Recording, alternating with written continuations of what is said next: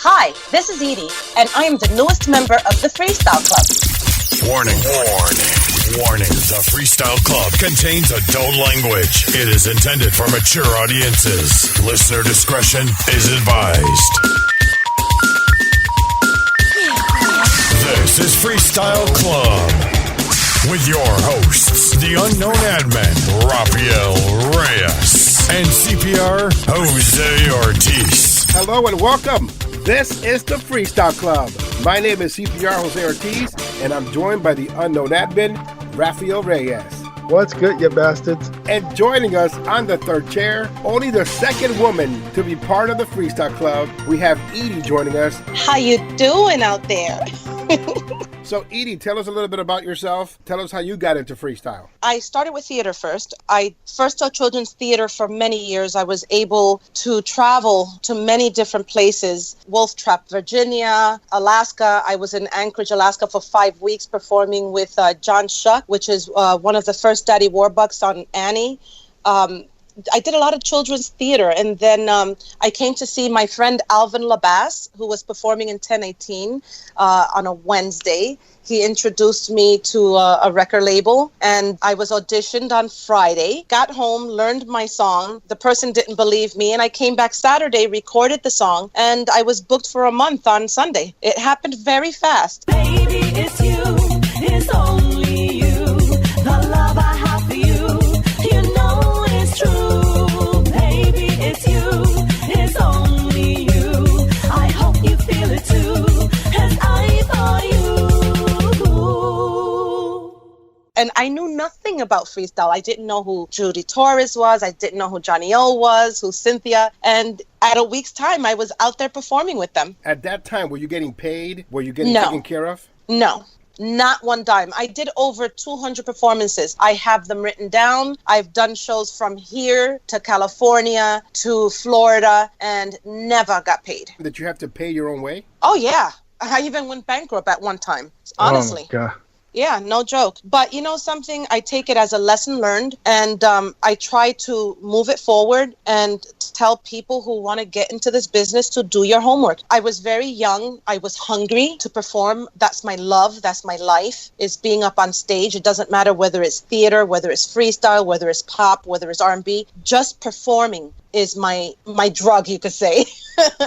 And I didn't know the business. I went in there. They make things look so pretty and dandy. And for things to happen to me so quickly in a week's time, I was at awe. I neglected my business side of the music. And anyone getting into this needs to do both. They need to not just be performers, but be their own lawyers and learn the business. I think when somebody gets a contract in front of their face, they don't really read the fine print. I remember getting contracts in 1998 when I was doing CPR's Clubhouse, and I remember other artists getting contracts and them showing me the Micmac contracts, the Tasmania contracts, the contracts for Hot Productions, and I would look at these and they would be redacted, or they would have like information that they would use against them afterwards when it came down to royalty time. So it was interesting. One thing was clear: nobody read their contracts. No, nobody did. Nobody did. I am a culprit of that. Honestly, they should have just told me sign in blood, and that would have been easier. I think part of it is that the age of some of these people that were signing the contracts, they didn't have money for a lawyer, and half of them didn't even know enough to get a lawyer, I don't think. Exactly. I got to say, I was kind of disappointed in myself because I did come from theater, and I knew contract-wise, you needed to double-check everything, but things happened so quickly. And I didn't want things to get away from me. So I just signed instead of taking my time. Like you say, look through it through a magnifying glass because there are very fine prints. No, so what you say is that you didn't want to miss out on the opportunity, thinking that if you took your time, the opportunity would have come and gone? Yes, because it's a really cutthroat world, even in theater. You go for auditions, they line you up. If you don't have the look, if you don't have the height, you don't get in. And this way, it was a little bit easier because you weren't judged by your color, by your size. I mean, I've gone to so many Broadway auditions, and I was so short.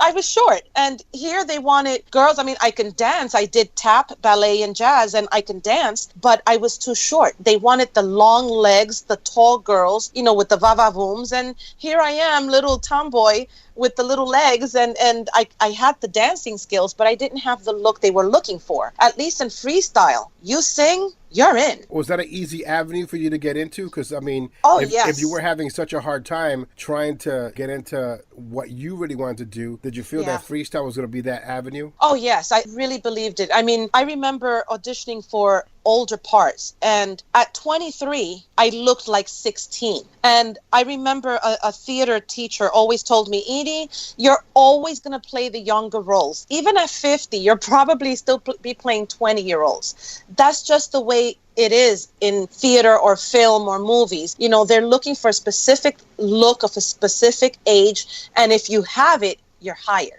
Did you see your work being released, like in cassette and vinyl and CD? I only saw vinyl. That's what we had back then, just vinyl and cassette. Baby SU was released immediately. It was just, we were overwhelmed with the response that we got. Like I said, I met him Wednesday, was auditioned Friday, recorded Baby SU Saturday. I was booked for a whole month by Sunday. So I was all over the place, and I was like, wow, coming out of an ensemble theater group of 50 to just being on my own with 2 dancers was overwhelming. It felt good. At the same time, it kind of blinded me from really saying, wait a minute, let me see what's going on. Let me get this thing investigated and make sure it's going to give me what I really wanted. And I didn't. How many units do you think they sold of Baby It's You? I don't know. I didn't find out anything what Baby SU made or the reaction that it got until I came back in 2013.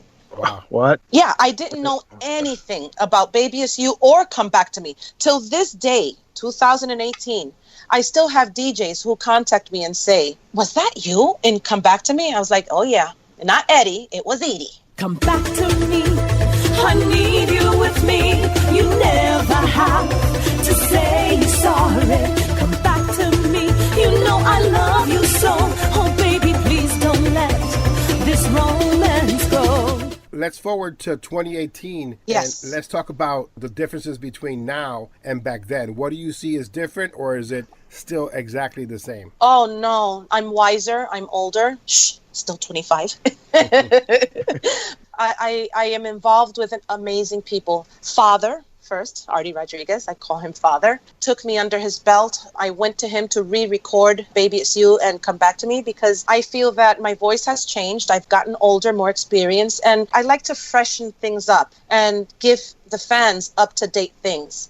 So I went in and I re-recorded it, and then I came out with I Stand on top of everything else. And now, nothing will ever hold me down. I won the battle, won the crown. I make it every moment count, 'cause I'm a survivor. I stand before you, here I am, a woman standing strong.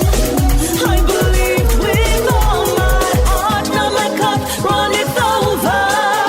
I stand before you, here I am. I have been adopted into an amazing family. It's just different. Everything is on the table, whether I like it, whether I don't, but nothing is hidden from me. And Eydie especially will tell me right off the back. I mean, I've gone into his studio and he says, you sound like shit. You got to go home. But you know something? I appreciate that. He's taught me to take my time. Being in theater, they kind of mold you to give the best product. And that's what Eydie has done for me in freestyle, not to rush things, because what you leave is what people are going to remember you by. And I don't like leaving garbage. I like to work my ass off and give fans the best that I can give. Now, why the long pause? Why did it take you that long to come back? Honestly, you know something, CPR? I was hurt. I was disgusted. I was angry that I literally erased everything from my head. And when I tell you that I did erase everything, I don't remember half of the people from back then. Now being back, I do get glimpses. I remember little things here and there. I didn't even remember the people from the record label because I was at a performance one time and an individual came up to me and said, "Hey, I'm so-and-so." And I'm like, and I honestly did not remember because I held so much anger from what was taken from me for so many years. On top of that, I said, you know something, it is what it is. Things happen for a reason. I needed to have my kids because I said I never was going to have kids. Never say never. Do you remember the last day, the day that it was over for you, the day that you decided to walk away? Oh, yeah. That I do remember. And you can say I was scarred. I felt like at the same time relief, but at the same time I felt like I was whipped with a whip and my whole body was scarred. Because it hurt. Performing is my life, is my love. I've instilled that in my kids. As you know, my kids are also doing the same thing. But it's a difference because I'm behind them 150%, not 100%, 150%. Because I will not allow what happened to me to happen to my kids. And I want them to be smart about it. And they just came back from Japan, so congratulations to them. Yes. Thank you. I miss them, but it was something that I had to let them do. It's an experience that you will never get. They perform with Young People's Chorus of New York. They do many activities around the world, you could say. My oldest one have gotten to perform in Llangollen, England, Sweden, Naples, California 2 years ago, Texas. The little one went to Spain last year. They've been around. They've done a lot of activities here in New York City. They perform for St. Patrick's Cathedral. They have done the Rockefeller tree lighting. They have done the Bryant Park tree lighting. I keep them busy. I give my kids respect. You know how our parents never gave us respect growing up? That's one thing that I wanted to change as I became a parent. I wanted to give my boys respect, but they had to give it to me as well. I've always said to them, you want to go out with me, you act like gentlemen. That's a great lesson, and I think that lesson has been lost in today's society, so I commend you. What made you come back to freestyle, having experienced all that negativity in the past? Was it the love of music, or was it you just wanted a second chance at it?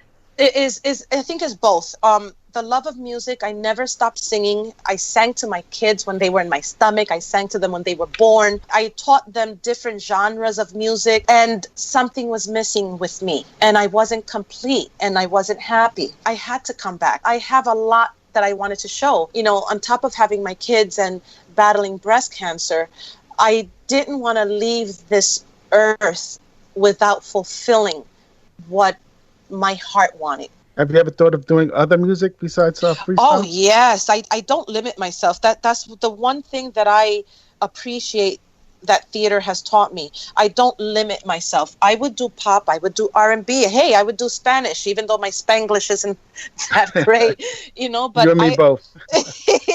You know, but I don't limit myself.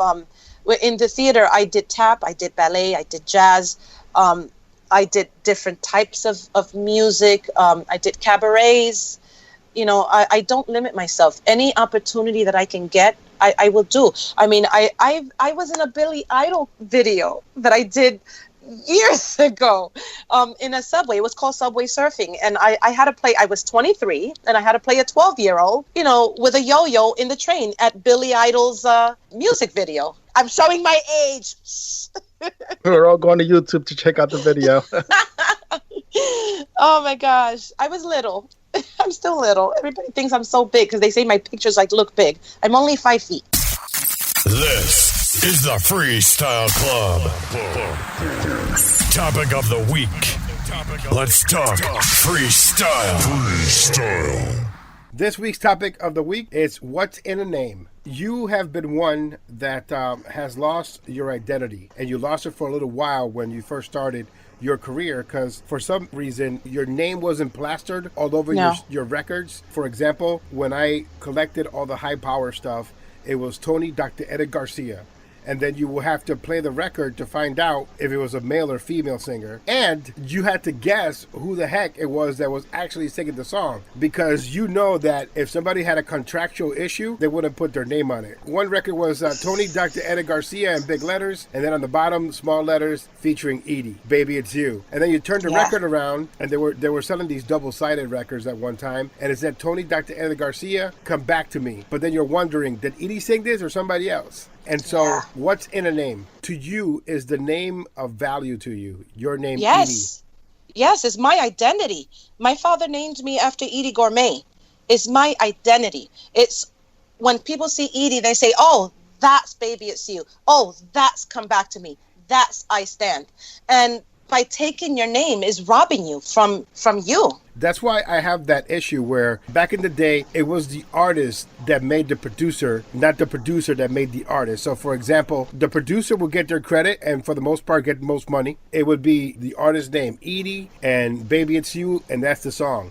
But now it's more like, you know, here is Tony Dr. Eddie Garcia featuring Eydie, or just Tony Dr. Eddie Garcia, or Mr. Miami featuring Topaz, or, you know, the Santana Twins featuring someone, you know. So for me, I think that sometimes that takes away from the artists themselves. It does. I feel that it does. I can understand that it's a collaboration between producer and artist. So be equal. Why can't they be equal? I totally hate it. I hate seeing that big name, little name featuring all the time. You know, I'm just glad that there's not 20 little Edy's running around because, you know. You can say that again. We laugh, but how many Ronaldos have there been over the years? Exactly. And it's so unfair. It is. Ted has lost a friendship with one artist because when the artist went to him and said, hey, I'm going to be the next Ronaldo, he was like, oh, no, dude, really? No.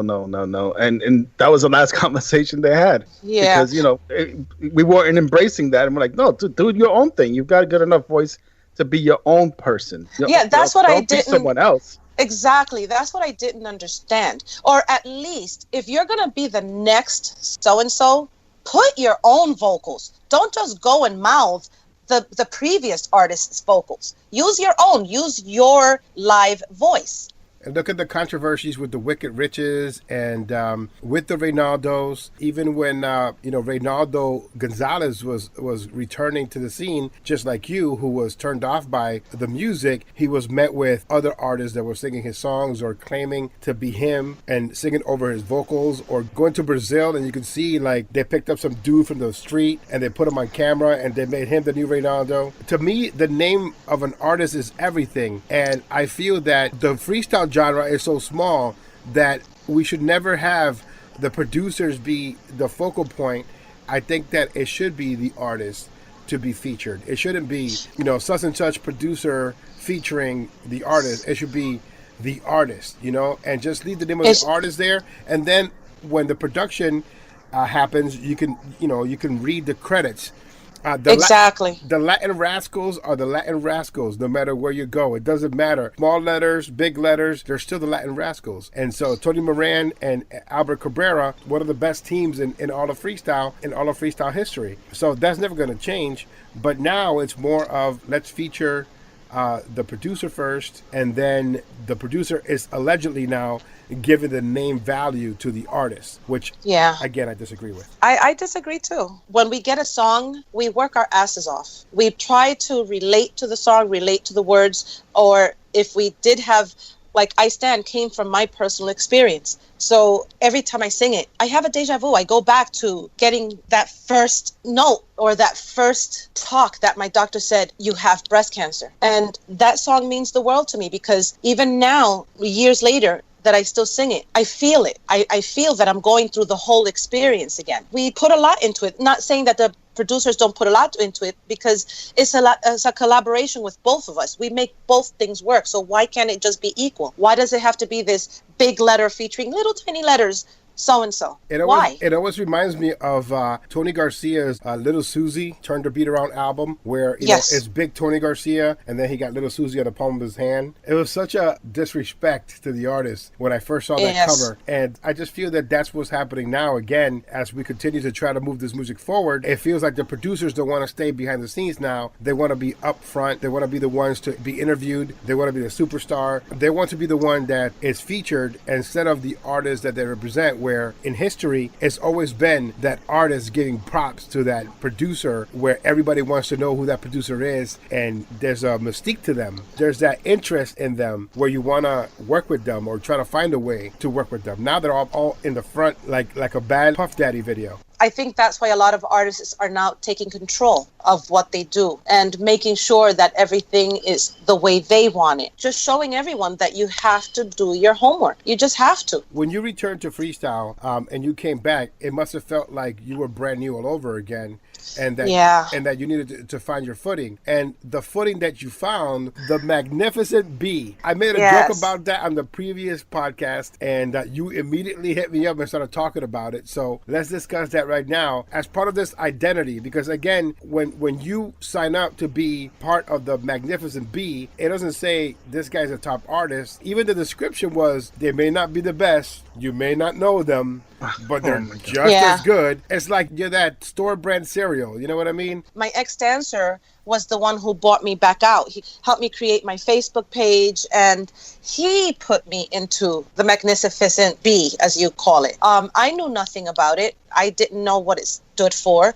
I didn't sign a contract. Nobody confronted me. Nobody came and said, hi, welcome to the group. I was just put in there. I was there, I would say roughly maybe 3-4 months. And I said, wait a minute, is this back to 1988? It's not happening. So I started moving. I started investigating, reading up, looking into things. And I immediately sent an email or letter and said, I'm sorry, thank you so much. I truly appreciate it, but I'm going to move forward. I need to really find myself and do my homework. Can I ask you the $50,000 question? Yes. How many gigs did you get booked for through the Magnificent B product?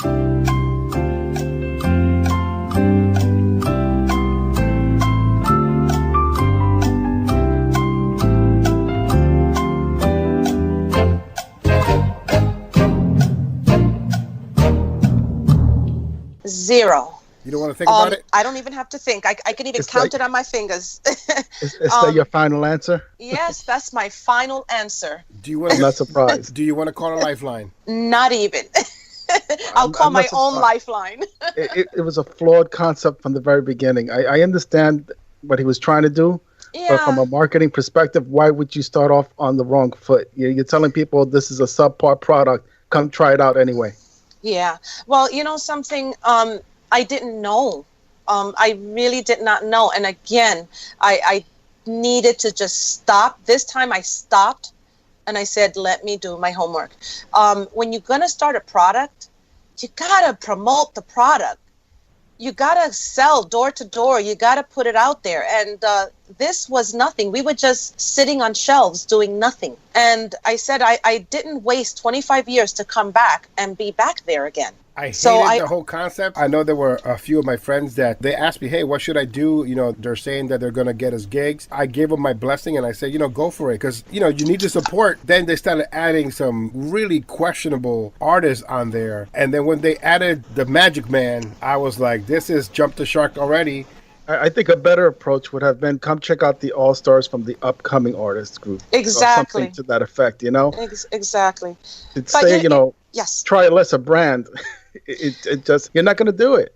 Why would you? I know. You love the superstars, but please check out this generic brand. I went in there blindfolded and I just had to put the brakes on and say, this is not happening again. And I needed to take control. After I left, I was found by a promoter from California, and he brought me out to California as a paid show. You booked yourself, basically. Yes, I did it all. And I got the feel of doing things on my own. I said, wait a minute, I don't need a middleman. I can do this on my own, and I learn as I go. At what point did you hook up with Eydie? Because I'm really interested in that story. Oh, wow. So I was bought to do a show for Swins Fontanelli. Love you, Swins. Freestyle administrator. Yeah.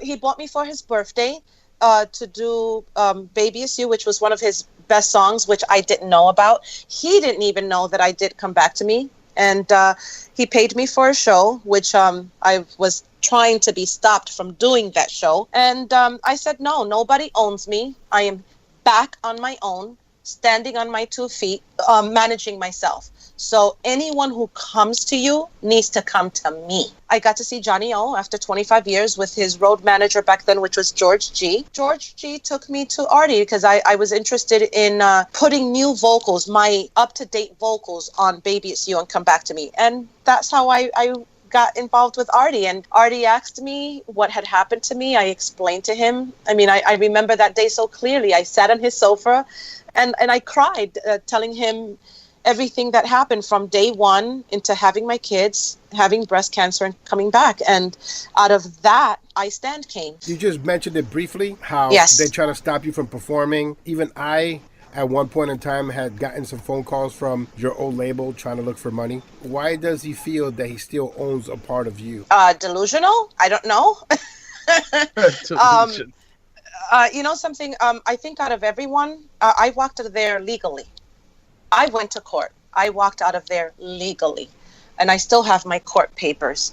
I may not have known the business back then, but I do now. And I'm going to make sure that if something is put in front of me, I investigate it and I dig through it. But time has passed, and I know the law. 5 years has passed. 25 years has passed. Baby SU is going to be 30 this October. I did not sign in blood with him. Nobody owns me. I am my own person. I manage myself. And I wasn't going to allow it. I had to put my granny panties on, like I say, my big girl panties on, and just stand strong and you know, deal with anything that comes my way. But I wasn't going to allow anyone to own me again. You said that you were told not to do a show. Did they give you a reason as to why they didn't want you doing the show? Oh, because they own the rights to Baby It's You. I had to pay for A performance fee is a copyright thing, because he Yes. tried to do the same thing with me when I booked NV, when he tried to have me pay him to allow NV to perform at a venue because he wanted some kind of mechanical performance right.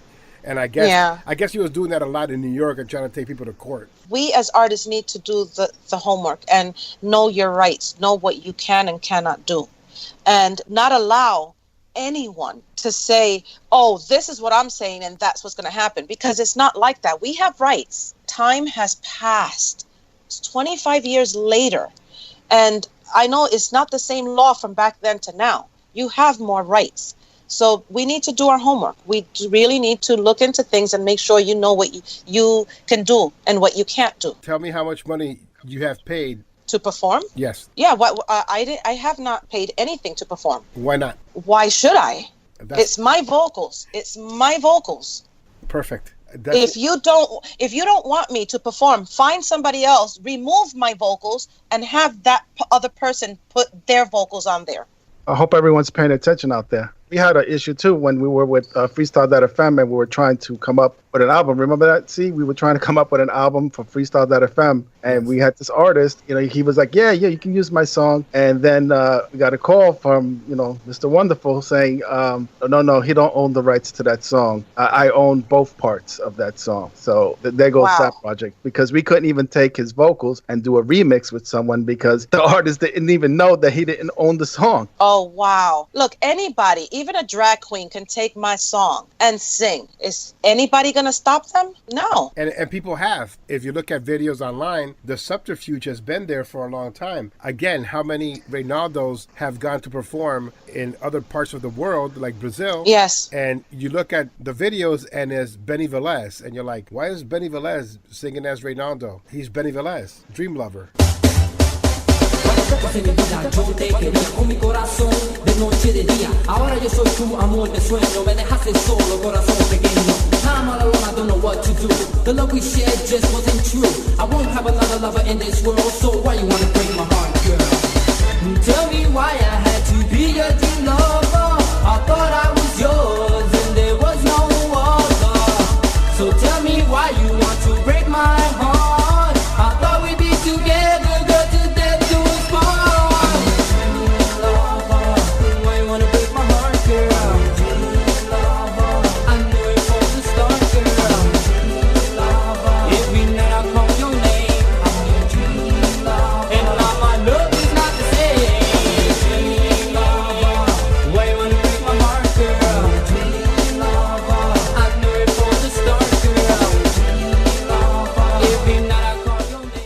We attempt to educate people here on the Freestyle Club, and I'm hoping that people are securing their spots now in the music industry and are much more smarter. Do you feel that you need a record label right now, Eydie? No. I mean, it's a lot of work, but I'm doing it myself. I'm putting everything myself. When you recorded your latest song, I Want You Now, it's available right now on all your digital distribution sites. And if you want a copy, you can hit up Eydie and she'll mail you one. Yes, Of with course, kisses and buttons. Yes. But of course, you have to pay for it. And check out Eydie on social media. But doing it yourself, is it more rewarding? Not the money part, but the fact that you could do what you do and how you do it. Yes, is seeing that rainbow at the end of the tunnel, seeing the light, and learning on how to do things and seeing the work that it takes to put a production. It takes time, it takes money, it takes ideas, collaboration. It's a lot. It's a project. But being part of it and seeing it through from beginning to end is so rewarding. It's another stick that, as we say in theater, is another stick that you learn, and you put it under your belt. It's another notch, and you get to expand your knowledge on the music, not just the singing, but you do the singing, you do the production, you know what it takes to put out a record, to promote it, to make phone calls on your behalf, not anybody else's. And at least you know what is being said about you, what is being put out there, because you're doing the legwork. And a lot of artists don't like doing the legwork. I feel it's rewarding. It fulfills me because I know what I've done and I've accomplished it. And I work hard. Oh, my love, if you ever feel alone again, remember when I gave you all my love. As strong as I am, I place my heart right in your hand. Oh, my love, if you ever feel alone again, remember when I gave you all my love. As strong as I am, I place my heart right in your hand. We have a consistent narrative, and that narrative is people that want to put in the work. And here we have someone that put in the work back then and is putting the work right now, and she's saying the same thing. So it should be a wake-up call to the community, especially the ones that are trying to sign themselves to fake record labels or trying to make pretend that they have some sort of power over someone, and how someone like Eydie can break free and become so independent that she's doing stuff on her own. Yeah, it comes down to, I think, a lot of it that people are more infatuated with having a CEO by their name instead of actually picking up a phone and making calls and saying, hey, I want to get booked. Can I get on your show? Or go hitting the streets and networking for real, What's a CEO title going to do for you? Nothing. Exactly. And something, I've always said it, singing is not pretty. You make that face to get that note out. And it's the same thing with work. You work your ass off. You're just not going up there to look pretty. You got to put the work. The same thing with performances. I try to give it my all. I mean, I combine my theater experience, everything that I have learned, and I try to leave you with wanting more and wanting to book me again, because I'm there for the fans. If it's not for the fans, I'm nothing. And they are the ones who have made me, the DJs. I pay homage to the DJs who continue playing my songs, who are making me feel that I'm not dead, like I was told that I was dead. Who said that? Oh, my last record label. Well, I think that you're more alive now than you were back then, because people could actually put a face to the vocals. Yes. And let me say this, your work ethic is ridiculous. And I mean that in a good way. I've only had a handful of people that have actually got in their car or, as you did, rented a car and drive just to meet some fans. And that's what you did for our listeners of Clubhouse Dance Music at 90.7. You came in person. Not only that, but you also stuck around so you could have dinner with them after. And then you drove home, 9 o'clock at night and headed back to the city. Just came down just to meet these folks and, shake hands and promote your new song and give posters and autographs. And that is just such a lost art. It is. And something that was robbed from me back then. Back then, I would be brought to the clubs, put in a separate room. I didn't get to meet the artists. I didn't get to meet the fans. And I need to give back to the fans because they kept me alive. Like I said, I didn't know what my first two songs did until 2013 when I went to California. I had a fan come up to me and say, oh, I told my wife, if I die, you got to play Baby It's You at my funeral. Wow. I didn't know any of this. And I like being up and personal because that's giving back. If I can change even one person, hey, my job is done. And especially with I Stand, I want to send a message, early detection saves lives. I would not speak if I didn't have the experience, and I went through it. It's not easy going through cancer. And I know those, my sisters, my brothers who are out there who are going through this, I send you many blessings.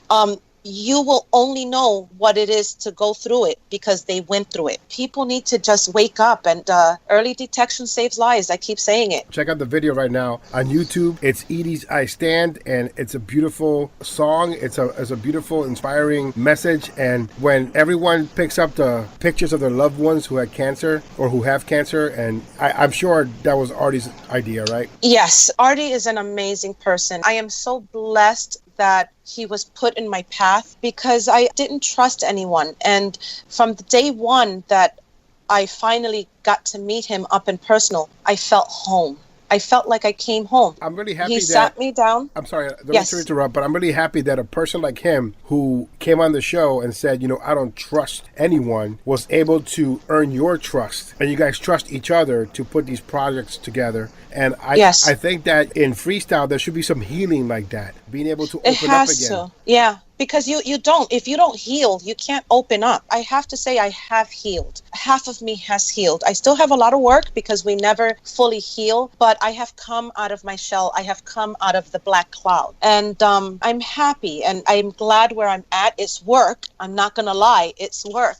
There are times that I just don't sleep because I'm thinking of the next thing. It's very rewarding and I feel safe. And that's the one thing that you want to feel in this business is to feel safe. And I do. I feel safe with Eydie. I feel safe with Alex. I feel safe with Legit. They've been put in my path and I'm very blessed. I think Eydie is one of the special ones. Whatever project I've ever had or CPR has ever had or when we worked with Ted, to come out with Freestyle.fm. Eydie's always been the first person there to interview or support us, whatever we do, and I'm really waiting for the day that he has a master class because out of all people, he would be one of the ones that I will be really interested in to get that tribal knowledge is Eydie. Yeah, and what I love is he's not going to sugarcoat it for me. He takes out the whip and he says, this is what you have to do. And this is what you have to achieve to get to that spot. He's not gonna cover it for me. I don't want you to cover it for me. If I sound like crap, I need you to tell me. And he has. I mean, I have gone to his studio after warming up an hour in my car and him saying to me, "You sound like shit. Go home."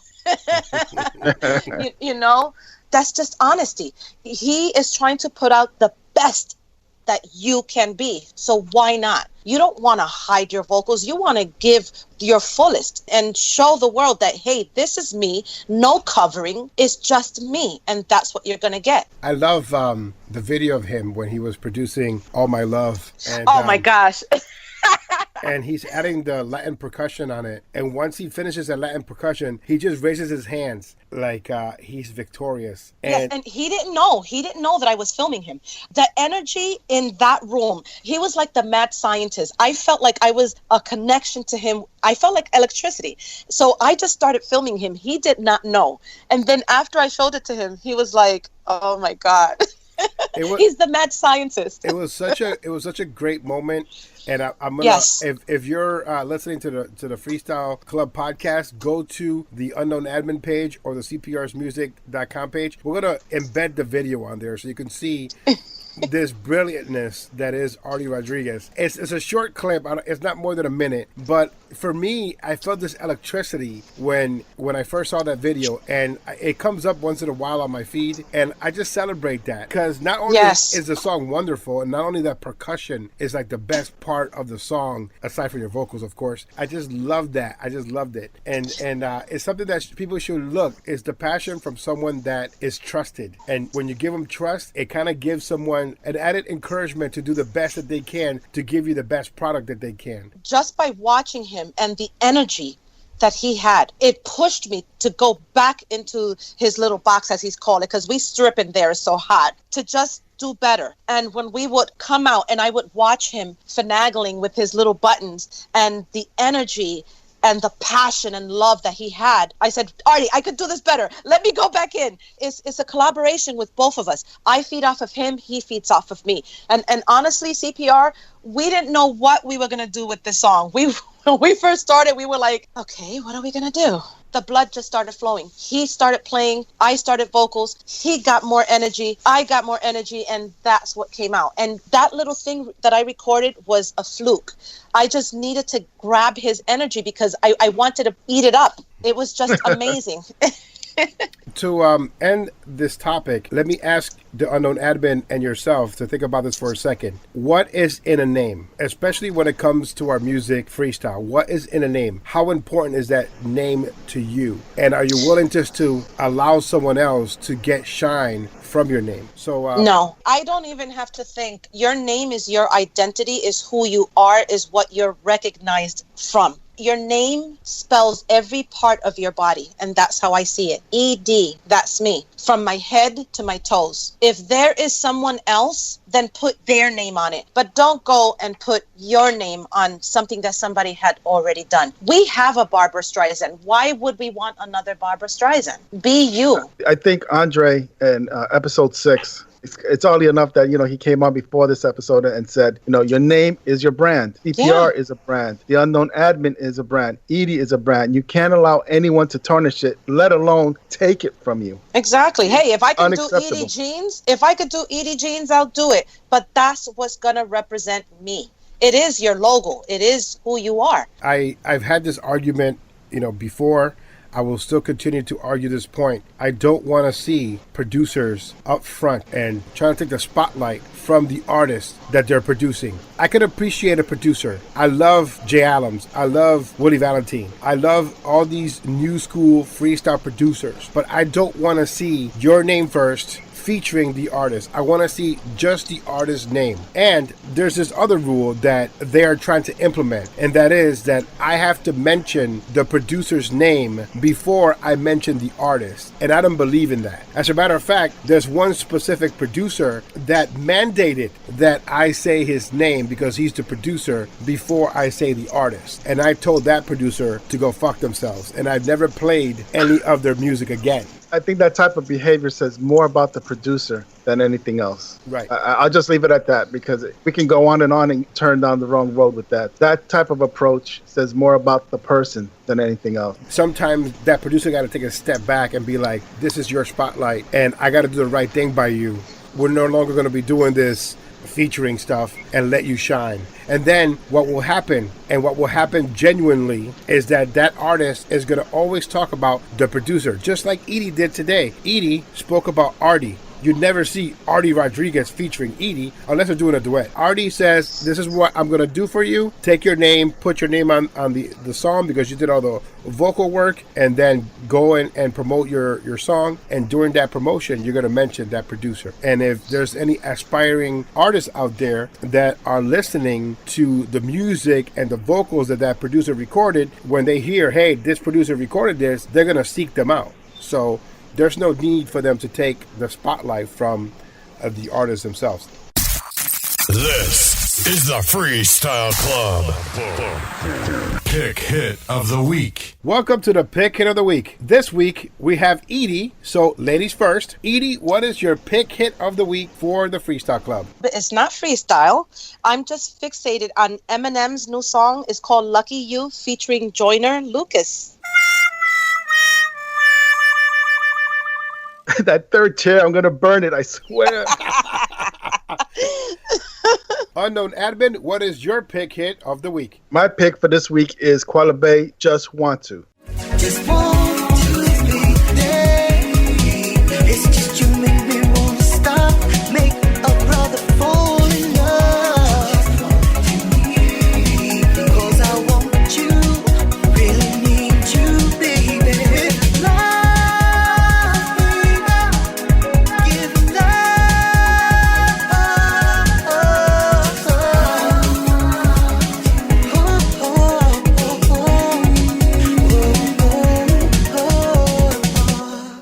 My pick hit of the week is our guest this week, Eydie, and I Want You Now. She's getting better and better, like a fine wine. She went from I Stand to All My Love and to I Need You Now, proving that the name Eydie belongs to the artist Eydie.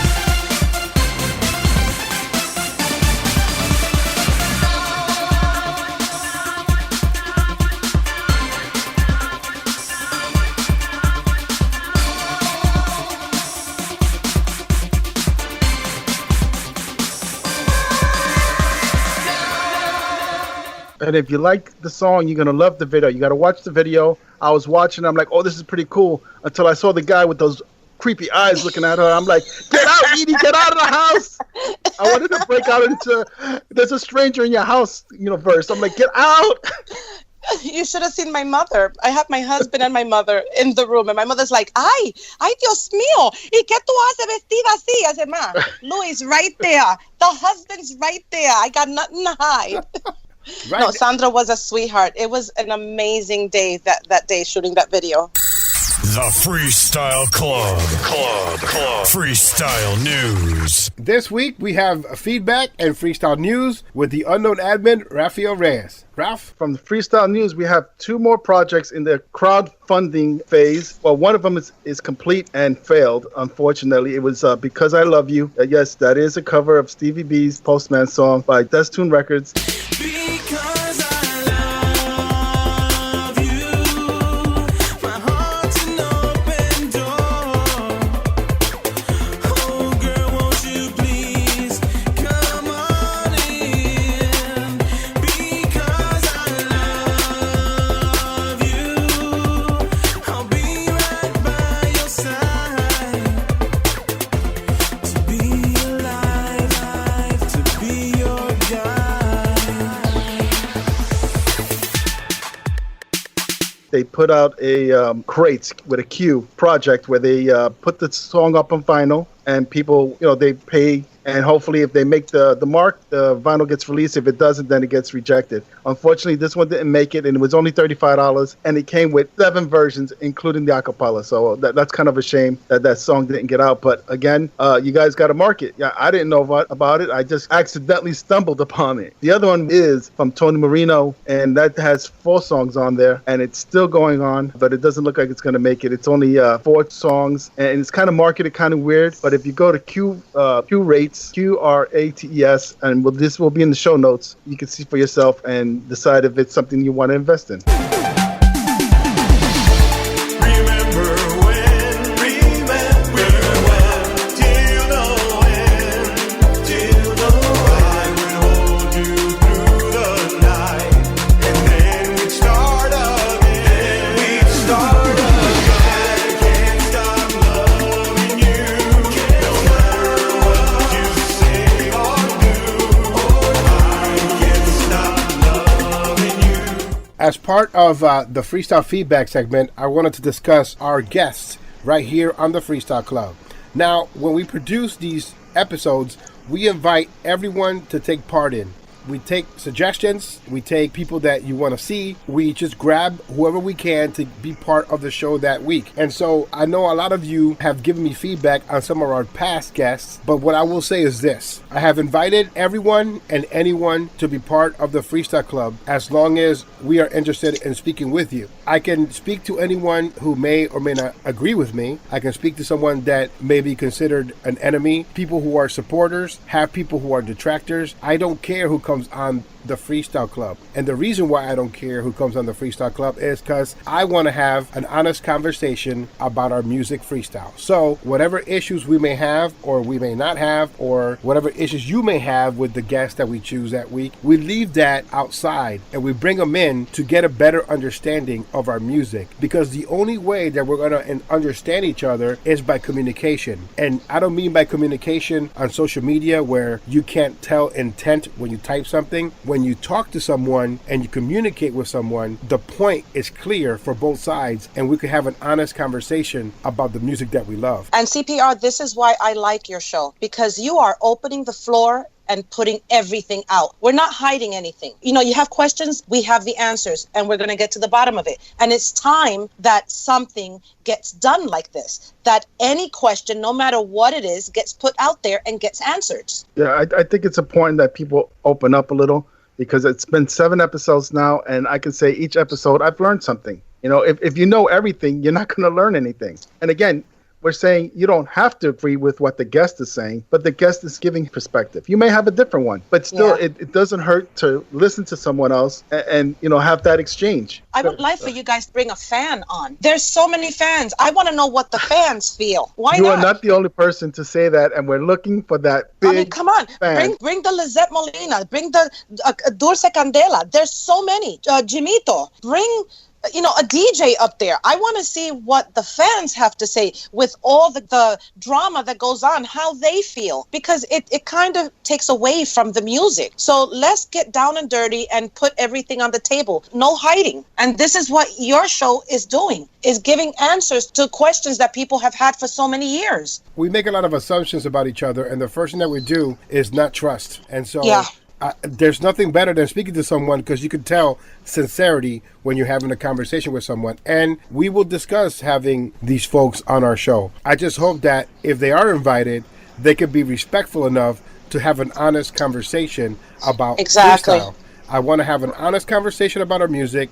I don't want to talk about assumptions. I want to talk about facts. I want to talk about the things that matter. I want to talk about the things that are going to make our music better. I've had my issues with many people, and I am not perfect. But one thing that I can do is take responsibility for my actions. And this is not even that type of show. We're not having you come here so we can beat you down and try to make you bow down to the Freestyle Club. We just want to talk.